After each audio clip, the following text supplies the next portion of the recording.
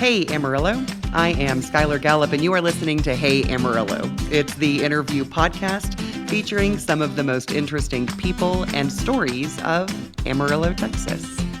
We record each week at the beautiful offices of Rosenbach Contractors. They are experts in high-end design and construction, creating stunning and functional spaces through both new builds and remodels. Today's guest is Janell Evans.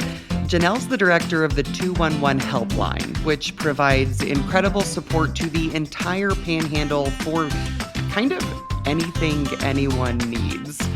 From bill assistance to mental health services to crisis management, including what is currently very involved support for our neighbors recently affected by devastating wildfires.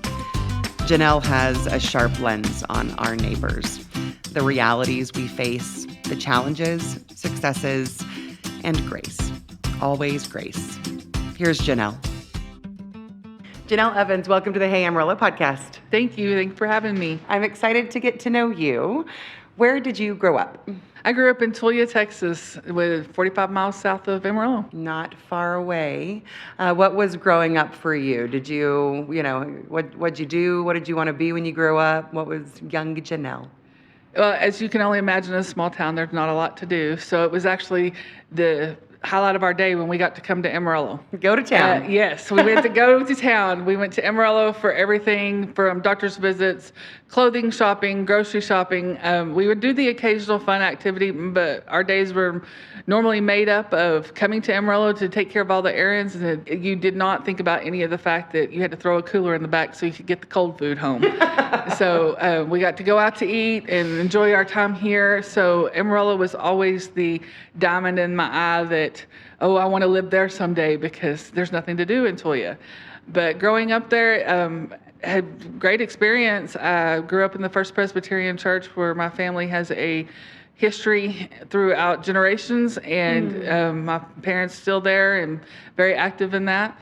But went to school, did everything I could to excel, worked at the small town discount store that was there at the time, babysat, worked on farms during the summer, just everything I could to stay busy and be a part of the community. Nice. That sounds like a very lovely small town raising. So I tried to stay positive through all of it, but did enjoy my visits to Amarillo. Very good. And did you graduate from Tulia? I did. What'd you do after high school? Went to Angelo State University. Oh, cool. Go Rams. Yes. And got my bachelor's in business administration, and then started working in the world of nonprofits. Eventually had somebody encouraging me because my hobbies that I like to do on the side is to do baking. And I, at one point in time, wanted to open up a bakery. So I went to culinary arts school there for a little bit and ended up going back to work, and have led me to where I am today. Did stop for a minute and get my paralegal certification. So all of that training has done me well with what I do today. I'm interested in someone that makes the choice to go into nonprofit work. Where did that come from you? Were you modeled it in the Presbyterian church? Did you have a volunteer experience that really lit your fire? What kind of started that for you? I didn't necessarily have a volunteer experience. Of course, my grandfather, who's no longer with us, but he was very active in the United Way wherever he was, because he did not stay in parishes for my whole 18 years of life growing up. Oh, was he a pastor? Yes. Lovely. So he was a pastor here in Amarillo for quite some time. It's actually where my mother was born before they moved on to Tulia. And then they were in Tulia for a while and moved to Corpus Christi, Sinton, and finally retired in Abilene. But everywhere he went, he always made sure that he was part of the United Way. And then my high school years, and then of course college, because San Angelo is not too far from where they were living in Abilene, they have their United Way has a direct assistance program.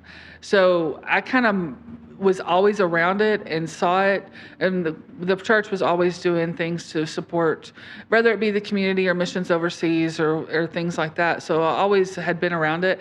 But I think where my work ended up, and it chose me. I did not choose it. Kind of the same as I went to get my college degree. I just where I was doing well. It came easy for me, so I've just continued to do that. But with the nonprofit, I want to help people. I've been through my own experiences and cherish those that helped me and that gave to me, and it wasn't financial, it was time, it was their empathy, it was their understanding. And so I was always able to find different avenues that I could do the same for someone else, and that's where I get my joy. That's lovely. I guess that's one of the benefits of the United Way being such a nationally and internationally recognized brand is that your grandfather knew, no matter where he landed, Yes. there was a familiar face and work that he knew. And I think that's very helpful to be able to plug in a foreign community. Yes. So United Way, honestly, other than my grandfather talking about it and what work he did with that, I never knew myself until I got involved. And then, of course, I was hired on at 211 right before COVID happened, exactly 9 months before COVID happened. And I still tell the story every time I give presentations about it was calm and collected and many, many minutes between phone calls. And I'll never forget the day that I got a phone call from my boss that we had been escalated and needed to come in on a Sunday, which our call center at the time did not take calls. On Sunday, we had a subcontractor. The state of Texas had asked us to start taking calls because there was over 1,000 people in queue. And so I came in, started taking the calls, and hearing the desperation, the frustration, the fear of everyone, because it was right when COVID was coming out, it kind of just pulled my heartstrings, and I wanted to find out anything and everything I could. So I started doing my own research and getting it vetted and doing how we do things at 211. And then as things kind of calmed down, the United Way started doing the emergency relief fund for those that were affected by COVID. And they needed help administering that. So I stepped up and did that and started learning about all the other agencies in town that we referred to through 211, but it was more than just call them, they may be able to help. It was, I'm going to call them myself and see what they actually do so that I know when I'm telling everyone that calls that I'm giving them a good faith and I'm not giving them false hope. So I started building relationships, and it's led me up the ladder that I've climbed and to the director position and to the many other positions I sit on in the community, because I just want to help and make sure that everyone has opportunities if they're willing to take what it takes to get to them. Yeah, 211 is like that on the ground, immediate response, direct connect. And I want to talk quite a bit about that. But I have a clarifying. Did you go straight into the United Way in San Angelo? No. Where did you go first? Here. So you came back home. What brought you home? I had my son. I had gone through a divorce and came home so that mom could help me, and came straight back to Amarillo. Went to work for the Girl Scouts at the time. Oh, nice. And was able to come home and continue work through that nonprofit and have mom help me raise my son. Perfect. From the Girl Scouts, you went to, at that time, there was a scrapbooking store in town, and I managed it for a bit. Fun. I've done some different nonprofits, Make-A-Wish, and then I went back to the corporate world and kind of dabbled in that again, and then went to a fencing supply store, and now I'm back at United Way. How long have you been at the United Way? It'll be 7 years on July 1st. 7 years, okay. And your current role is? The director of 211 Texas Panhandle United Way Helpline. Perfect. So you've talked a little bit, touched on 211. From, if I have never heard of what happens when I pick up the phone and dial 211, what is this program that you run? So 211 is actually throughout the state of Texas and actually the whole United States. The state of Texas is overseeing the network because we are on the same phone tree as Health and Human Services eligibility line. A lot of people don't understand that there's a difference between the two. If you call and you choose option 2, that's where you get information about SNAP, TANF, or Medicaid benefits for Health and Human Services. Okay. But option 1, 4, 5, and then 6 through 8, when we open them, are all handled through one of our call centers here in Texas. And we have no connection in relation to the personal information that's given to option 2 and the benefits eligibility line. So what our purpose is information and referral. We have strict guidelines and policies and procedures and standards that we have to follow before we put resources in the database. They have to be vetted, meaning that they have to meet our inclusivity, exclusivity policy, and they either have to be a nonprofit, a religious organization, or they're providing a service at a sliding scale rate that no one else is providing. Okay. So with that being said, we have to have those conversations with the organization. They also have to be a 501c3 that's been more than 6 months to show that they've been established. Nice. And we have to talk to them at least once a year to make sure that they're continuing those services. We're giving out the right days of the week, the right eligibility criteria, because we don't want to give anyone false hope. So our database coordinators are always coordinating that. I served in that role as a time. We're also on the lookout for all the other resources. Our unique call center here in Amarillo is actually responsible for the top 26 counties of the Texas Panhandle.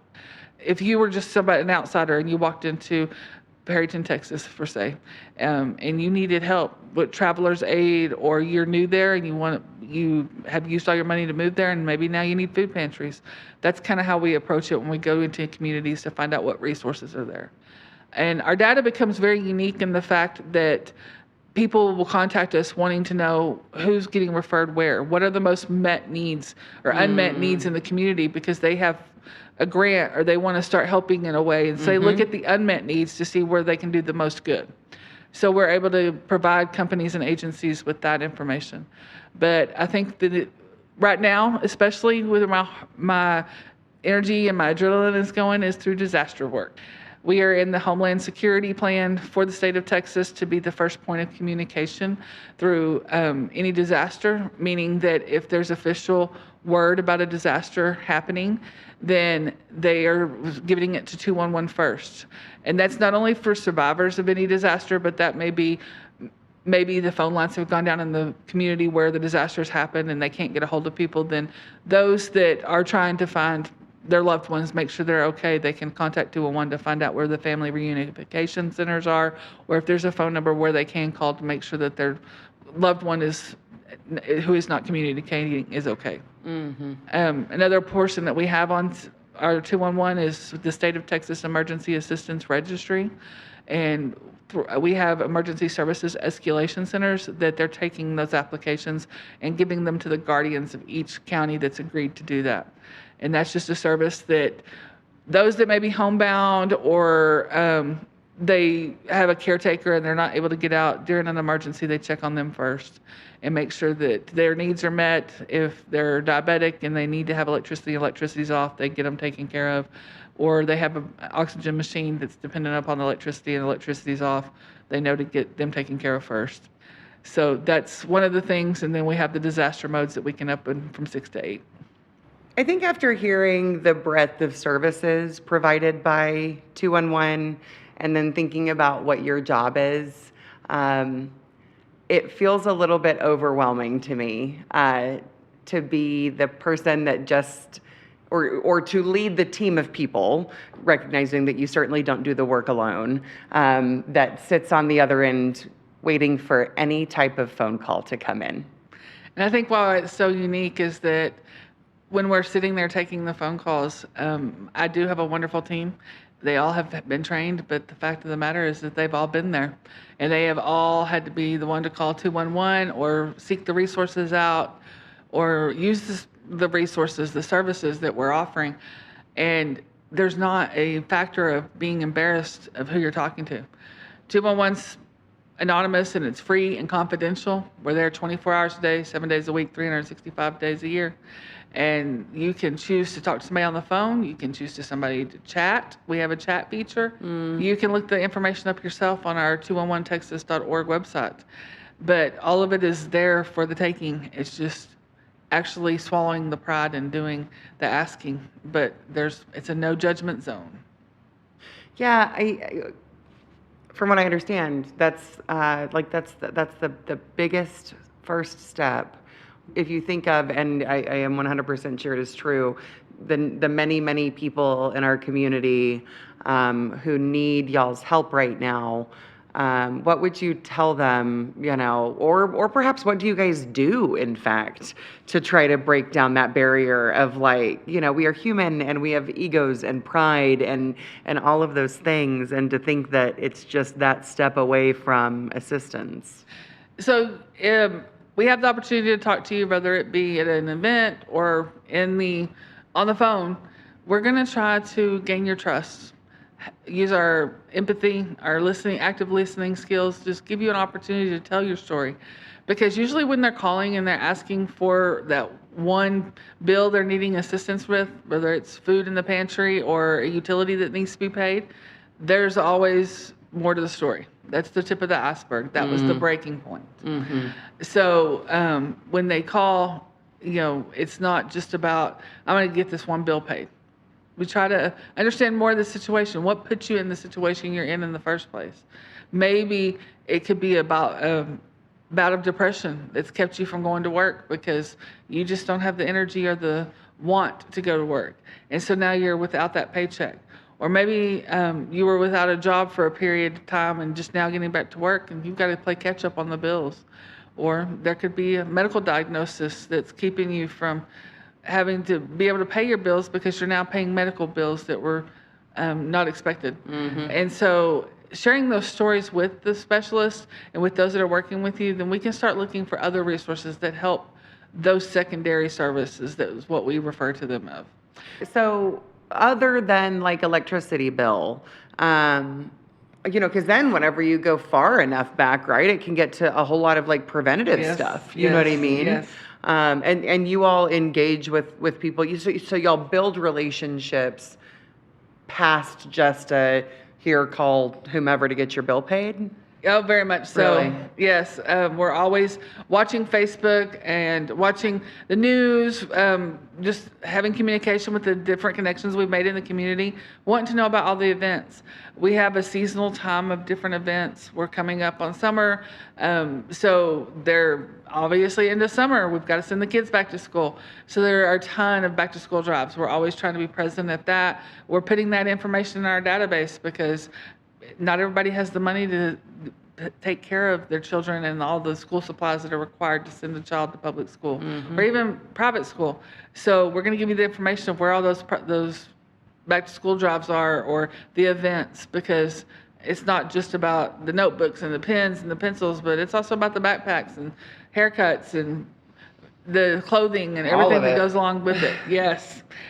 So we're keeping track of those. Christmas time, not everybody can afford to take care of buying Christmas for their families, but just because things happen and mom and dad are still struggling to get the bills paid doesn't mean that they should go without Christmas. So we want to make sure that every child has Christmas, regardless of what that looks like. And we have organizations that work together to do the Christmas Coalition, and we're going to give you that information and make sure you know where you can apply for that help. You need dog food? We can tell you where to go get the dog food. When it comes to not just those that are elderly, but sometimes there are people that do not have public transportation for whatever reason.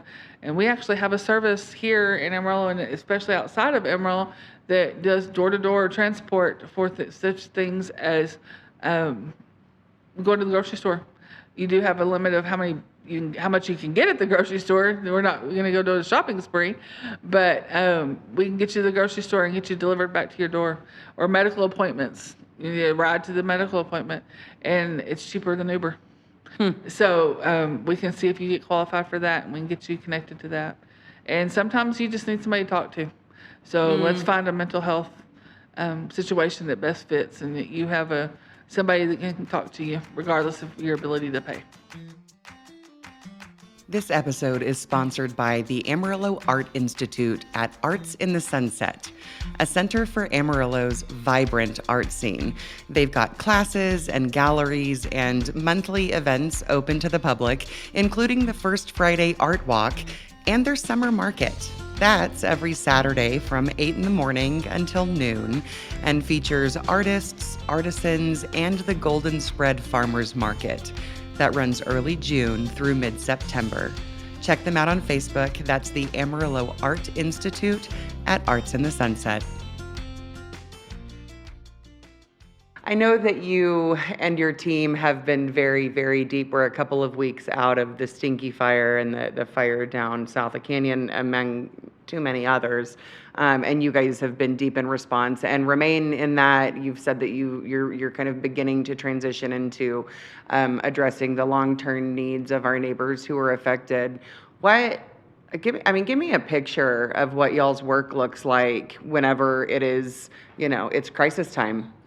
So when it becomes crisis time, it's not only putting into action all the plans that we've had in place, because we've prepared. Unfortunately, the Panhandle has had several disasters over the past few years. So we've learned from our mistakes, and we have created relationships and different things to keep it going, so that the minute something's fixing to happen or happens, then we start the phone tree and we start calling upon everybody. I love that. The phone tree. Yes. Tried and true. Yes, and if I'm not calling them, they're 9 times out of 10 calling me, because we all know immediate response in the middle of an active wildfire where we still don't know if there's going to be more evacuations. Oh. It's about finding the safe space for them to lay their head. It's about making sure their bellies are full and they have clothes on their back. And so that's what we did immediately thereafter. We pulled all the resources in, because some had insurance and some didn't. So we have a agency that helps navigate the insurance processes for those many daunting facts. We have those that were giving financial support. We made sure that they were there, just because there are things you don't think about that may be minuscule for an organization to provide. Hairbrushes, makeup, toothbrushes, things such that. Although we did have a lot of that donated, and we were able to provide hygiene kits through that. When you come for a fire, you don't think about the fact that you've got to sift through that now to see if anything's left. And with all the ash and the debris when it's being cleaned up, not only do you may not want to go through that, but it has to be sorted and disposed of in a certain way. And there's actually guidelines that you should not be into it after so many days, because depending on how deep the ash is, it's still hot underneath. Wow. And you just have no idea. Yes. So we are all trained in that. With the voluntary organization active in disaster, these are all things that we train outside of disaster time. And it's to help those that are going through it not have to think about it. It's already overwhelming that you've been through this traumatic experience, and now all the decisions that have to be made on top of it. We have been trained, and we're trying to help you not have to, but be there with you, walking by you side by side to get to where you were before the fires. We're now moving into long-term recovery process, which means that we start doing the casework, is just recontacting everyone that we may have put in a temporary situation, start making the long-term plans, finding out if there was insurance or not. Do they want to rebuild? Do they not? Getting them the resources to help do that. And all of this is done through grants and different funders that have come forward, and it's all a fee that's minimal or free to them. And so when we start doing that, we have the blessings of the city and the Office of Emergency Management, because what we try to do is they can concentrate on the government side of things, the infrastructure and how it affects the businesses. We're trying to concentrate on the families and the civilians. And that way we try to separate the work, but all gets done. I guess it feels like, I have a great appreciation for the work that you guys do all the time, but right now is a particularly, it makes this conversation land a little bit more firmly, because we have just seen such immediate need from our neighbors, that there is always need, and that y'all are answering the phone then too. Yes. But we have seen, people's houses burned down with everything in it. Yes. I always love an opportunity to help share with people kind of the idea of, like, if you want to help helpfully. Especially recently, all of us have wanted to help. Yes. And like step one, great. But like, what is the most helpful way that people can help in a crisis? I I may not make friends by saying what I'm going to say, but we are learning from experience. Yeah. If your way of giving is your love language is by giving your time, I highly, highly, highly suggest find an organization that you love their mission. You want to do what they do, whether it be Red Cross when it comes to a normal structure fire, whether it be you want to clean up after this, and so you want to join Texans on Mission to go do the cleanup. Or if you want to serve food, Salvation Army is always training to help do the canteening to not only the victims but the first responders. Sign up now. Don't wait for the next disaster to be trained and put in, because that is not the best time. We're having to do just on time training. You're not getting fully trained, and you just kind of learn the steps outside of disaster. But if you know that that's what you want to do in a disaster, find that organization. With the donation of material things, everything is always appreciated. However, there is always a impact, because everybody wants to go get their things out of the garage that's been sitting there, or the things that the child has grown out of, and this is not a time for a garage sale. Because when we start taking material things, we have to not only find a place to put it, it has to be sorted, because obviously chemicals can't be put with food and such things like that. But everybody wants to donate the clothes they've grown out of or that they're no longer wearing.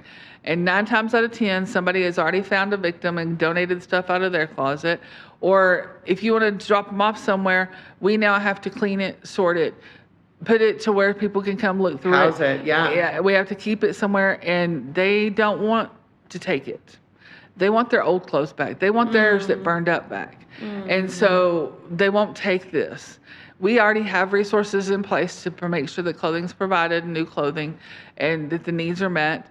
And so that's why we didn't ask for clothing. We didn't ask for anybody to donate. And I know other organizations that did, and now they are not getting taken, and they're trying to figure out what to do with these clothes. So clothes is usually our big first thing we will say, no, we do not need, thank you. But biggest impact is your money, whether it be $1, whether it be $5, or a much larger gift. And the reason being is because we have accounts set up that are the first point of contact we always put out when a disaster happens. It's the Amarillo Area Foundation Panhandle Disaster Relief Fund. Yeah. Because they work with agencies that already have agreements in place with the big box stores, with Amazon, with all the things that we can stretch that dollar. Where you may be able to go buy a comforter for $40, we may be able to get 10 for that same $40. So by you putting the money that you would have bought that comforter to hand to somebody, you may have just put a comforter on 10 different people's beds. So the money is always the best option if you're able to do that.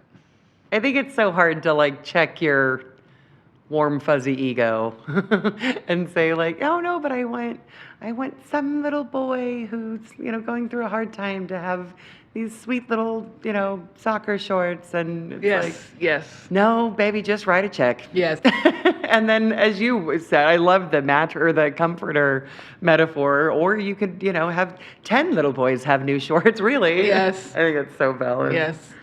Well, thank you for your ongoing response to wildfires, and unfortunately, we know that's not going to be our last around here. Unfortunately, no. Yeah. So the weather patterns have changed drastically, and we never know what Mother Nature's going to bring us next. But she'll bring something. Yes.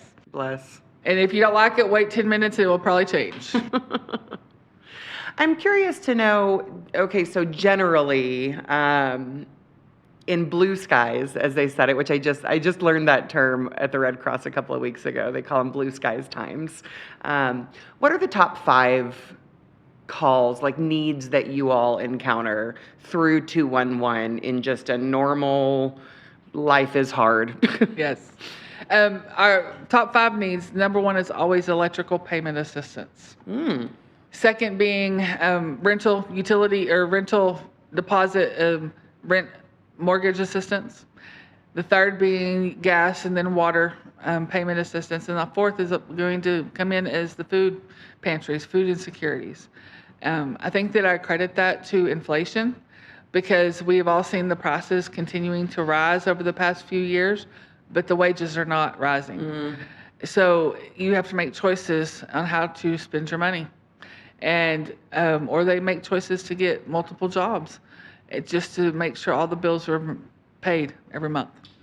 I think I had some assumptions that don't gel with that, and I'm really interested for you to help me tease that out a little bit, because I think if you would have asked me what your top 5, my mind would have gone to homelessness and drug addiction and like those, I don't know, like those are like really bad issues. What do you think about that? I know the problems are there, but you can lead the horse to water, but you can't make them drink the water. Yeah. So they have to be, and this could be for anybody in addiction, this could be for anybody in a hard spot in life, but they have to be in a place where they're willing to accept the help. So they don't ask for help. And I've participated myself in our pit count. I talked to the unhoused many times, and there are times that they're desperate because of the weather and the conditions that they're in the outside, but then there are other times they're perfectly happy living that life. The simple life is what they call it.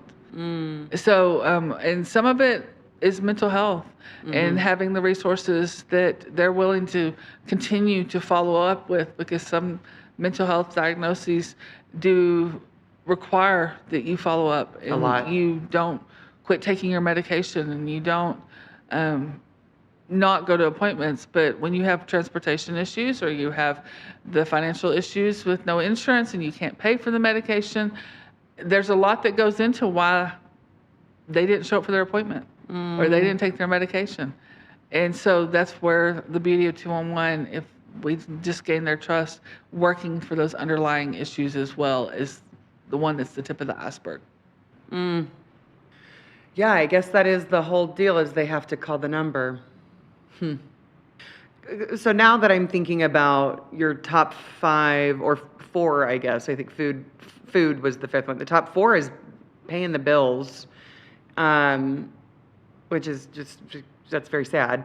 But it's making me think about what I know is the United Way's focus, and it's, well, I think a lot about it, but I would like for you to explain the concept of what has relatively recently begun to be known as our ALICE population.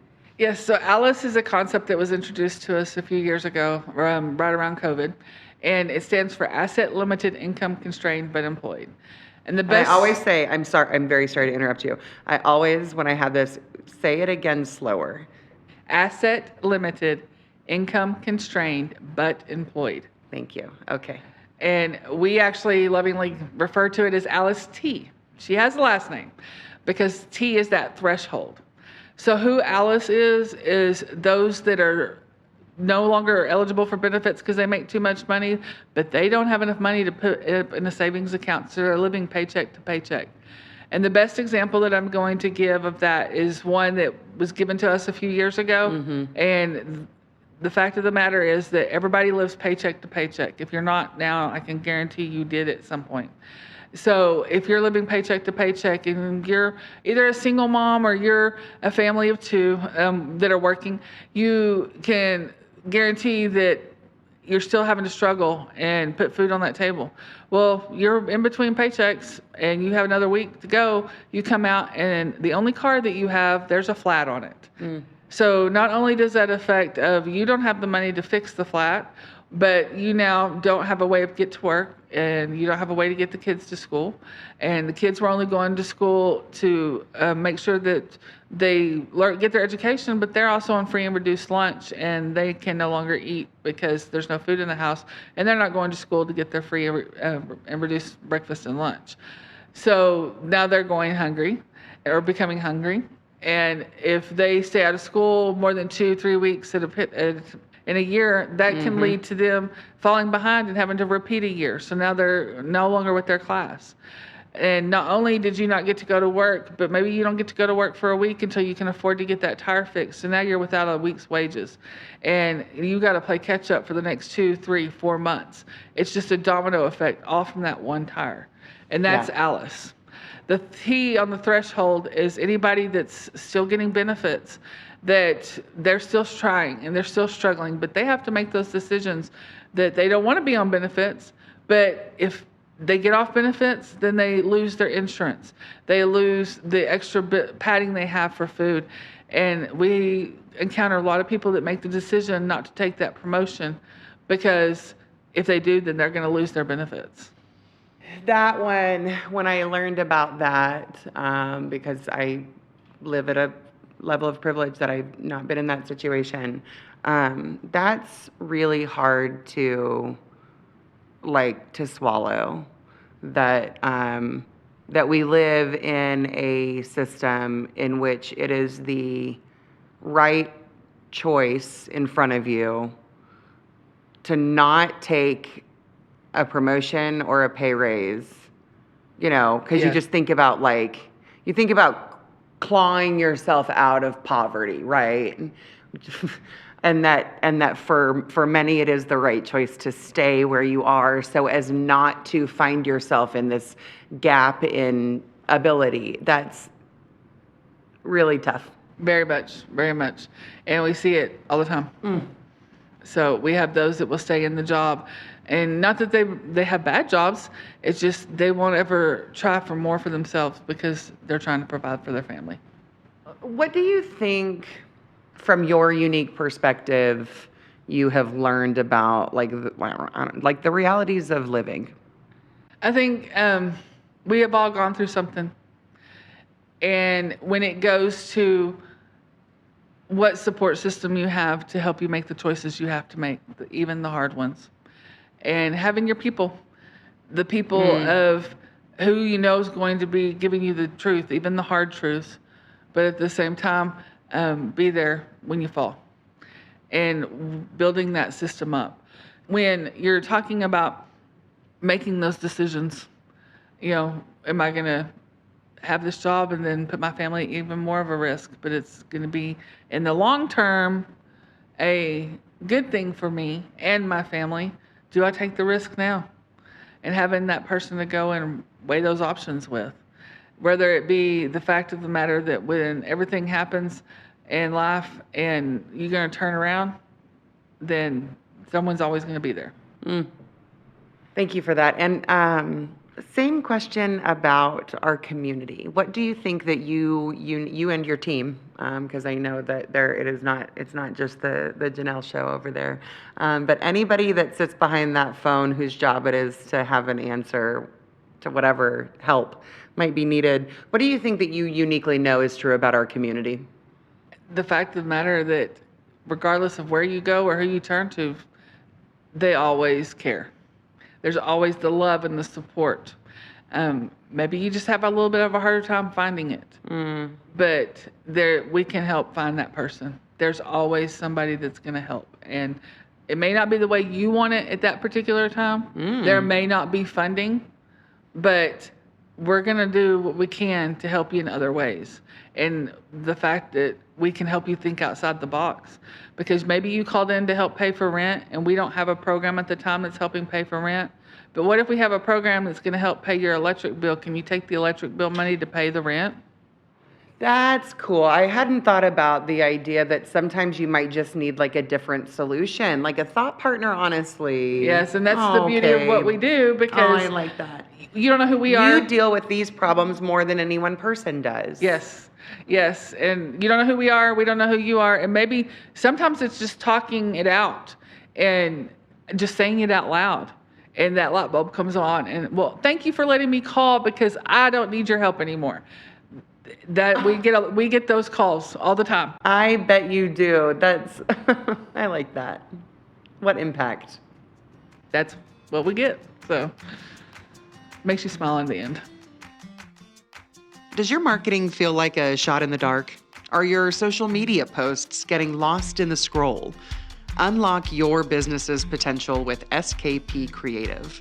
They know your audience and design posts that reflect your brand and drive real engagement. From scroll-stopping social media content to powerful traditional marketing, graphic design, and website development, SKP Creative covers it all. Are you ready to elevate your feed and turn your marketing into a success story? Visit skpcreative.com today. Okay, I'm back with Janell Evans. Janell, this is the part of the show we like to call 8 Straight. You ready? You ready?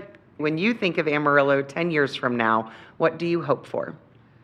I hope for a booming place that highlights all the history that is here and all of the fun things that has made Amarillo what it is today. We have done a really good job to start revitalizing and carry on those traditions, and I hope that they're still here in 10 years and that all the wonderful faces and the cowboys are right there with it. You're so optimistic. You're a very optimistic person. Do you get told that a lot? Sometimes, yes. I like that. When was the last time you went to Paladuro Canyon? Last summer. We try to always go 2 or 3 times out of the summer. It was actually last summer, right before school started. I went down there with my bonus kids and we rode bikes, and I had to let them go on themselves because mine got a flat a mile in. Oh, no. So I waited for them to come rescue me and pick me back up. Oh, but bless. we love the canyon. I do too. Other than wind, what does this area have too much of? Fires. I sure bet you feel that. Yes. And I know that the offices and all the powers that be are working very hard to keep those at bay, but we have too many fires. It's hard. And what does this area not have enough of? Trees. We'll go with trees. I love nature and the beauty it brings. Just got back from Austin, and the difference between the land is very evident, and I would love some more trees. What's your favorite local building? I don't have one in particular. I like the murals. Okay. Oh my gosh, I love that. Yes. I know good Blank answer. Space is a good one, but I love watching them all go up. Every time I see one, I want to go take pictures of it. I envision these great little mini photo shoots in front of it and want everybody I know to go do it. I absolutely love all the murals that have come up. That is a good answer. Favorite local restaurant? The Braceros on 6th Street.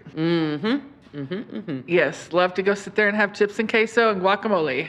Always. Okay, you've got 4 hours to spend in Amarillo with someone who's never been here. What are you doing? I actually got an opportunity to bring one of my organizations here as a conference in April, and so we got to do this.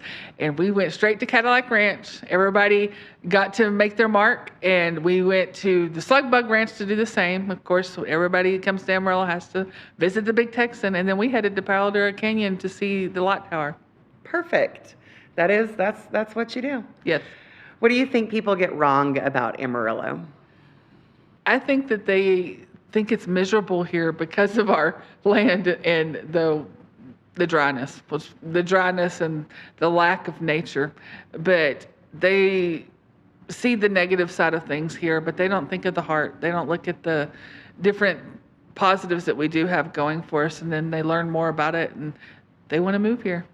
We have too many people that say that I'm moving to Amarillo, what is there to do? And people are quick to say, why would you want to move here? Yeah. I could give them 1,000 reasons why you'd want to. I agree. That concludes 8 Straight. I like to end these recordings by offering my guests the opportunity to endorse something. Janell, what would you endorse?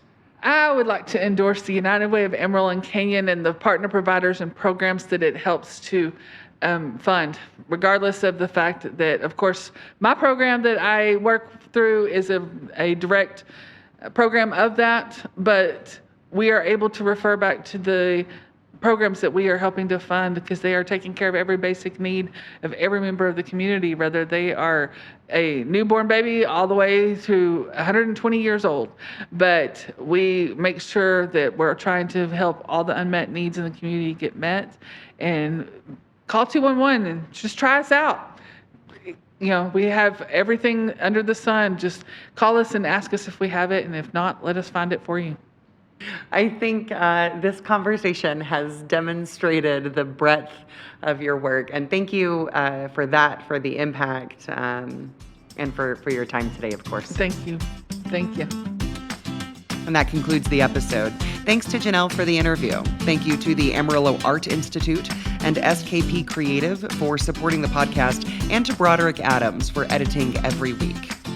And thank you for listening. This has been episode 457 of Hey Amarillo. I am Skylar Gallup, and we hope you come back next week.